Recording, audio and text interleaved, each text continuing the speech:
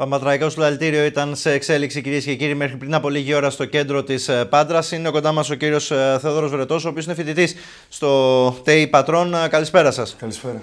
Μία ακόμα κινητοποίηση από τους φοιτητές. Παμπατραϊκό χαρακτήρα είχε βέβαια το σημερινό, το απόψινό συλλαλητήριο στους δρόμους της Πάτρας, στο κέντρο της πόλης, με σκοπό να διατρανώσετε την αντίθεσή σας στο Σχέδιο Αθηνά. Βεβαίως, το ζήτημα του Σχέδιου Αθηνά έχει πάρει γενικά μεγάλα χαρακτηριστικά στο ζήτημα σε πανελλαδικό επίπεδο, όχι μόνο στα πλαίσια της Πάτρας. Οι φοιτητές από την πρώτη στιγμή, όπου βγήκε ένα τέτοιο σχέδιο, όπου εμπεριείχε συγχωνεύσεις τμήματων, μετακινήσεις, ακόμη και διαγραφές ορισμένων σχολών, κατευθείαν μπήκαν όλοι σε διαδικασία γενικών συνελεύσεων, κινητοποιήσεων και άλλων λοιπόν δράσεων, προκειμένου όχι μόνο για να υπάρχει μια εναντίωση, να δείξουμε δηλαδή ότι είμαστε ενάντια στο Σχέδιο Αθηνά, αλλά και γενικά σε όλη την πολιτική και την κυβέρνηση, η οποία εφαρμόζει παράλληλα με το Σχέδιο Αθηνά και ένα σωρό υπόλοιπα μέτρα τα οποία έχουν φέρει την κοινωνία αυτή τη στιγμή στη φτώχεια. Δώστε μας λίγο το κλίμα το οποίο επικρατούσε σήμερα στην Πάτρα. Αν είστε ικανοποιημένοι οι φοιτητές από την συμμετοχή στο συλλαλητήριο και από την ανταπόκριση βέβαια και των απλών πατρινών πολιτών. Κοιτάξτε να δείτε, μπορώ να πω, από τις πρώτες πορείες με ευρύτερα πανεκπαιδευτικό στα πλαίσια της Πάτρας, αλλά και με άλλους διάφορους φορείς, όπως ήταν εργατικά σωματεία, όπως ήταν οι ίδιοι εργαζόμενοι, οι διοικητικοί υπάλληλοι στο χώρο του ΤΕΙ κτλ. Ήταν προφανέστατα, άμα υπάρχουν βέβαια κάποια πλάνα της πορείας, ήταν μεγαλειώδης πορεία, ήταν αρκετά μεγάλη. Σε προσωπικό επίπεδο είμαι πολύ ικανοποιημένος για την απήχηση που είχε το σημερινό συλλαλητήριο. Το μήνυμα πιστεύω πέρασε, δηλαδή ότι δεν ήταν ένα απλό στήρο όχι στο Σχέδιο Αθηνά, αλλά γενικότερα ένα όχι, μια καταδίκη της πολιτικής αυτής, η οποία εφαρμόζεται τα τελευταία γενικά χρόνια. Δεν ήταν δηλαδή... Είδαμε όμως από την πλευρά του Υπουργείου την τελευταία στιγμή να γίνεται μια τρίπλα, προσπαθώντας στην ουσία να πείσει τους φοιτητές να αποδεχτούν το Σχέδιο Αθηνά, δίνοντάς το δικαίωμα σε αυτούς οι οποίοι φοιτούν ήδη σε συγκεκριμένα τμήματα, τα οποία είτε θα μετακινηθούν είτε θα καταργηθούν, να ολοκληρώσουν τις σπουδές τους και στην συνέχεια να γίνουν οι όποιες αλλαγές είναι να γίνουν σε αυτά τα τμήματα. Κοιτάξτε να δείτε, το Υπουργείο προφανώς από τη στιγμή που έχει πάρει κάποιες αποφάσεις, οι οποίες δεν είναι ότι ξαφνικά αποφάσισε ο κ. Αρβανιτόπουλος ότι θα κλείσει συγκεκριμένα τμήματα, είτε αυτά είναι στην Πάτρα, είτε αυτά είναι στη Θεσσαλονίκη και πάει λέγοντας. Αυτό δεν ήρθε από παρθενογέννηση το Σχέδιο Αθηνά. Είναι απλά μια επέκταση, είναι κατά κάποιο τρόπο, έτσι όπως το λέμε μέσα στα αμφιθέατρα και στις γενικές συνελεύσεις των συλλόγων, είναι το μνημόνιο της παιδείας. Δηλαδή, όπως ανέφερα και πιο πριν, αυτή η πολιτική η οποία εφαρμόζεται αυτή τη στιγμή, προφανέστατα χτυπάει και την παιδεία αυτή τη στιγμή. Έτσι. Ο κύριος Αρβανιτόπουλος, προφανέστατα, λογικό ήταν να κάνει τέτοιους ελιγμούς κατά κάποιο τρόπο, προκειμένου είτε να ρίξει στάξη στα μάτια των ίδιων των φοιτητών και πάει λέγοντας, ώστε να μην υπάρχει, να μην συνεχιστεί η κλιμάκωση του αγώνα των ίδιων των φοιτητών από την πρώτη στιγμή που βγήκε το Σχέδιο Αθηνά.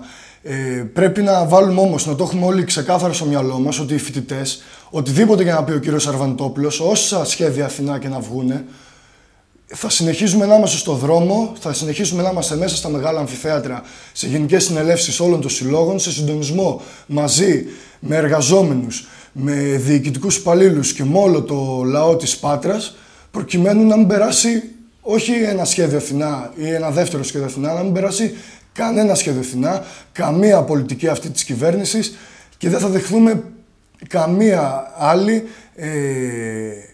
κάποιο νέο Σχέδιο Αθηνά. Καμία αλλαγή στον τομέα της παιδείας, έτσι όπως τουλάχιστον έχει διαμορφωθεί βάσει των προθέσεων του Υπουργείου. Βάλτε μια άνω τελεία.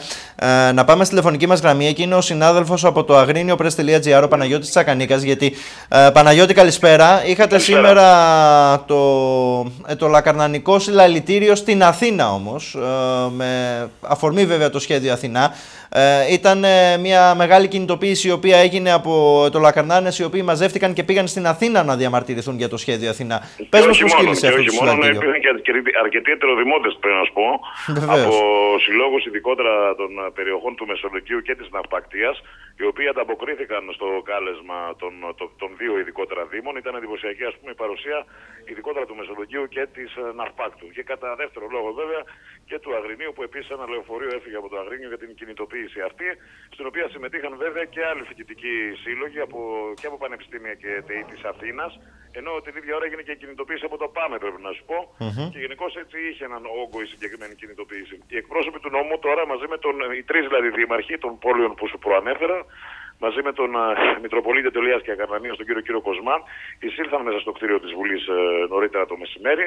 Είχαν μια επαφή με τον κύριο Καλατζή, ο οποίος είναι επικεφαλής, ο πρόεδρος της Επιτροπής Μορφωτικών Υποθέσεων της Βουλής, όπου του εξέθεσαν και στον ίδιο τα προβλήματα τα οποία επιφέρει το σχέδιο Αθηνά στην τριτοβάθμια εκπαίδευση στην Ετωλοακαρνανία. Απάντηση πήρανε, Παναγιώτη? Από τον πρόεδρο της Επιτροπής δεν νομίζω μπορούν να πάρουν μια απάντηση. Το καλό είναι ότι εκεί ήταν και αρκετοί βουλευτές της Ετωλοακαρνανίας, οι οποίοι έτσι κι αλλιώς έχουν ξεκαθαρίσει την αντίθεσή τους στο σχέδιο Αθηνά. Ναι, αλλά δεν θα μπουν στον κόπο όμως ή στο δίλημμα, Παναγιώτη, να το ψηφίσουν ή όχι το σχέδιο αυτό, γιατί από ό,τι φαίνεται δεν θα χρειαστεί να ψηφίσουν. Μέσα στην Επιτροπή πάντως υπήρχαν αρκετές ενστάσεις, ειδικότερα από την κυρία Ρεπούση της Δημάρα, αλλά και από την κυρία Χριστοφιλοπούλου του Πασόκ προς το σχέδιο Αθηνά. Και δεν ξέρω αν υπάρχει περίπτωση να ασκηθούν τόσο έντονες πιέσεις, ειδικότερα από τα κόμματα τα οποία συμμετέχουν στην κυβέρνηση, ούτως ώστε τελικά να έχουμε κάποιες διορθώσεις ή και απόσυρση. Αυτό είναι λίγο παρακινδυνευμένο να το πω. Εάν θα έχουμε δηλαδή κάποιες διορθώσεις μέσα στο σχέδιο το οποίο παρουσιάστηκε σήμερα. Πάντως η ενδοκυβερνητική τριγμή μετά τη συνεδρίαση αυτής της Επιτροπής πιστεύω ότι είναι δεδομένη και θα πρέπει να τους λάβουμε υπόψη μας. Μάλιστα. Πάντως γενικά από ό,τι καταλαβαίνω οι φορείς Ετωλοακαρνανίας είναι ικανοποιημένοι από τα αποτελέσματα της σημερινής κινητοποίησης, έτσι Παναγιώτη? Ικανοποιημένοι από τα αποτελέσματα της κινητοποίησης, ναι, όχι όμως βέβαια από τα αποτελέσματα της πίεσης που ασκήθηκε. Γιατί ουσιαστικά το δεύτερο σχέδιο, όπως σου είπα και χθες, είναι ακόμη πιο χειρότερο, πολλές φορές χειρότερο θα έλεγα, ειδικότερα για το ΤΕΗ του Μεσολογγίου. Μάλιστα. Παναγιώτη, σε ευχαριστώ πολύ για την επικοινωνία που είχαμε και την ενημέρωση που μας έδωσες. Ήταν ο συνάδελφος, κυρίες και κύριοι, Παναγιώτης Σακανίκας από το agriniopress.gr. Κύριε Βρετέ, ακούσατε τα όσα συνέβησαν σήμερα στην Ετωλοακαρνανία. Και εκεί υπάρχει πίεση και εκεί υπάρχει γκρίνια για το ΤΕΗ του Μεσολογγίου. Το οποίο έχει να κάνει βέβαια με το ΤΕΗ της Πάτρας, γιατί πολλά τμήματα θα μεταφερθούν στο Μεσολόγγι. Πολλά τμήματα από το Πανεπιστήμιο, από το ΤΕΗ της Πάτρας θα μεταφερθούν στην πόλη της Ετωλοακαρνανίας. Από ό,τι φαίνεται όμως ούτε εκεί είναι ικανοποιημένοι από το σχέδιο Αθηνά. Κοιτάξτε να δείτε, άμα στοχεύουμε γενικότερα ότι τον αγώνα θα το λύσει ή θα βρεθεί κάποια λύση στέλνοντας είτε επιστολές στον κύριο Παπούλια, είτε με διάλογο με τον αρμόδιο, με τον αντίστοιχο πρόεδρο κάποιας σχολής ενός ΤΕΗ, είτε μέσα στα έδρανα της Βουλής και πάει λέγοντας, άποψη όλων των φοιτητών, από ό,τι έχουμε καταλάβει όλο αυτόν τον καιρό, είναι όντως ότι δεν προκύπτει κάτι. Δηλαδή, οι ίδιοι οι φορείς οι συγκεκριμένοι πήραν την απόφαση για αυτό το πράγμα. Δεν μπορούμε να απευθυνθούμε σε αυτούς τους ανθρώπους για απόσυρση του σχεδίου Αθηνά, για παράδειγμα, και οποιοδήποτε άλλου σχεδίου ή νομοσχεδίου. Επιτρέψτε μου να δώσω ένα παράδειγμα. Παρακαλώ. Όπου τον τελευταίο καιρό συνέχεια υπήρχε κάποια άποψη όπου έλεγε ότι θα απευθυνθούμε στον εμπορικό σύλλογο, συγκεκριμένα στην πόλη της Πάτρας, θα απευθυνθούμε στον κύριο Δημαρά, θα απευθυνθούμε στον κύριο Καπλάνη, τον πρόεδρο του ΤΕΗ, και πάει λέγοντας. Όλο αυτό όμως τον καιρό, επίσης, παράλληλα με τις κινητοποιήσεις και την πορεία που έχει ακολουθήσει όλο το φοιτητικό κίνημα αυτή τη στιγμή, το έχουμε όλοι καθαρό στο μυαλό μας, ότι κανένας Δημαράς, κανένας Καπλάνης, κανένας δεν μπορεί να βοηθήσει. Τον ίδιο τον αγώνα, την ίδια τη λύση θα του δώσουν οι ίδιοι οι φοιτητές. Έτσι. Καλώς η κίνηση που έκαναν οι συνάδελφοι από το Αγρίνιο, προφανέστατα πολύ καλή κίνηση. Αλλά λέτε ότι δεν αρκεί αν δεν συμμετέχουν σε αυτό οι φοιτητές, για τους οποίους άλλωστε είναι το συγκεκριμένο σχέδιο, είναι το σχέδιο το οποίο τους αφορά άμεσα. Βλέπετε, κύριε Βρετέ, να υπάρχει ένα παιχνίδι ιδιωτικοποίησης της τριτοβάθμιας εκπαίδευσης στην Ελλάδα. Και γιατί το λέω αυτό? Γιατί είχαμε πριν από μερικές ημέρες μία δήλωση του κυρίου Στυλιανίδη, ο οποίος είναι νυν Υπουργός Εσωτερικών και πρώην Υπουργός Παιδείας, ο οποίος σε ένα συνέδριο είπε ότι στην χώρα μας θα πρέπει σιγά σιγά οι πριτάνεις, για παράδειγμα, των πανεπιστημίων να σταματήσουν να ασχολούνται με το management, με το marketing, με όλο αυτό το διοικητικό του πανεπιστημίου, το οποίο θα πρέπει να ανατεθεί σε ιδιώτες ή σε κάποια ελληνικά ή ξένα ιδρύματα και να ασχοληθούν καθαρά με το ακαδημαϊκό τους αντικείμενο. Κοιτάξτε να δείτε, αυτό ήταν αναμενόμενο από την πρώτη στιγμή της ψήφισης της συνθήκης της Μπολόνια. Ήταν αναμενόμενο η Ελλάδα αυτή τη στιγμή, όντας χώρα της Ευρωπαϊκής Ένωσης, να αποτελεί το μαύρο πρόβατο της ίδιας Ευρωπαϊκής Ένωσης ότι δεν έχει συμμορφωθεί σύμφωνα με αυτά τα πρότυπα για την τριτοβάθμια εκπαίδευση. Δηλαδή ήταν προφανέστατο, το είχαμε όλοι καθαρά στο μυαλό μας, ότι όλες οι κινήσεις, και όχι μόνο το Σχέδιο Αθηνά, και ακόμη και η αναθεώρηση του άρθρου 16, να θυμίσω, που είχε γίνει, ήταν λόγος για μεγάλο ξέσπασμα φοιτητικού κινήματος το 6-7, ο νόμος Γιαννάκου, ο νόμος Διαμαντοπούλου, και τέλος φτάσαμε εδώ πέρα με ένα Σχέδιο Αθηνά, το οποίο δεν είναι η αιχμή του δώρατος. Είναι μία από αυτές τις επιθέσεις που επιβάλλονται στην παιδεία, προκειμένου στο τέλος, όντως, η Ελλάδα να συμμορφωθεί στις επιταγές της Ευρωπαϊκής Ένωσης, ώστε στο τέλος να ιδιωτικοποιήσει, να επιχειρηματικοποιήσει την ίδια την τριτοβάθμια εκπαίδευση. Δηλαδή, ότι από τη στιγμή που στην Ευρωπαϊκή Ένωση όλες οι σχολές, όλη η τριτοβάθμια εκπαίδευση υφίσταται ως ιδιωτικοποιημένης φύσης. Ιδιωτικού χαρακτήρα. Ιδιωτικού χαρακτήρα, ευχαριστώ.